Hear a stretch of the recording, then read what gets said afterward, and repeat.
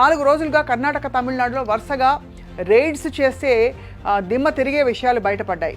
అసలు పానీపూరి మీద అబ్జెక్షన్స్ ఏమిటి? ఇంత సరళమైన ఫుడ్ కదా ఇది అనుకుంటున్నారు కదా.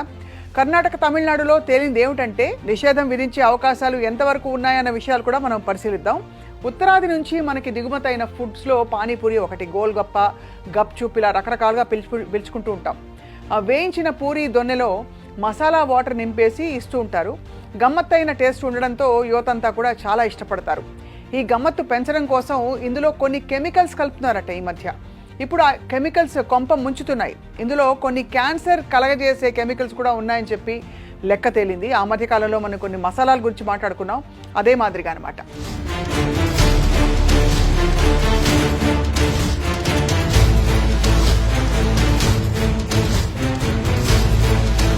కర్ణాటకలో కొంతకాలం క్రితం ఫుడ్స్లో కలుపుతున్న కెమికల్స్ మీద ఫిర్యాదులు చాలా వెల్లువెత్తాయి. రంగు పెంచడానికి, గమ్మత్తైన టేస్ట్ ఇవ్వడం కోసం ఈ కెమికల్స్ బాగా కలుపుతున్నట్టు తెలుస్తోంది. దీంతో ప్రమాదకరమైన కెమికల్స్ మీద కర్ణాటక ప్రభుత్వం నిషేధం విధించింది.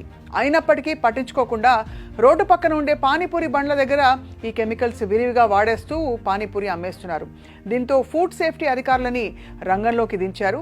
బెంగళూరులో చుట్టుపక్కల ప్రాంతాలలో 250 శాంపిల్స్ని సేకరించి టెస్ట్లకు పంపించారు.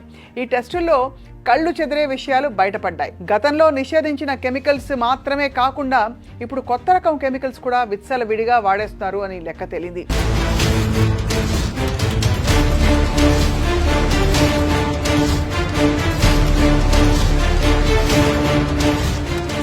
చాలా బ్రిలియంట్ బ్లూ, అలాగే టార్గాసిన్ అండ్ అలాగే మరికొన్ని కెమికల్స్ ప్రమాదకరమైన కెమికల్స్గా విచ్చలవిడిగా వాడేస్తున్నారని చెప్పి తెలుస్తోంది. గమ్మత్తు కలిగించే ఈ కెమికల్స్ వల్ల యువత ప్రత్యేకంగా ఈ పానీపూరి బండి దగ్గర వెళ్ళి కొనుక్కుని విపరీతంగా తినేస్తూ ఉంటారు అని తేలింది. ఇది ఒక రకంగా మత్తులో ముంచడం అని కూడా అర్థమవుతుంది. దీని మీద కర్ణాటక ఆరోగ్య మంత్రి దినేష్ గుండూరావు ప్రత్యేకంగా సమీక్ష సమావేశం నిర్వహించారు. అంటే పానీపూరి గురించి ఒక మంత్రి గారు మాట్లాడుకున్నారన్నమాట.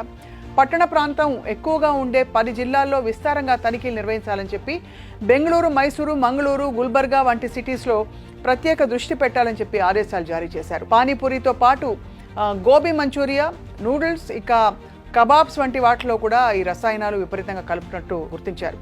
ఈ విషయాలు గుప్పుమనడంతో ప్రజా సంఘాలు కూడా బాగా ఆందోళన వ్యక్తం చేస్తున్నాయి. కొంతకాలం పాటు పానీపూరి వ్యాపారాన్ని నిషేధించాలని చెప్పి డిమాండ్ చేస్తున్నాయి. లేని పక్షంలో యువత ఒక కొత్త రకం మత్తులో మునిగిపోతారని చెప్పి ఆవేదన వ్యక్తం చేస్తున్నాయి.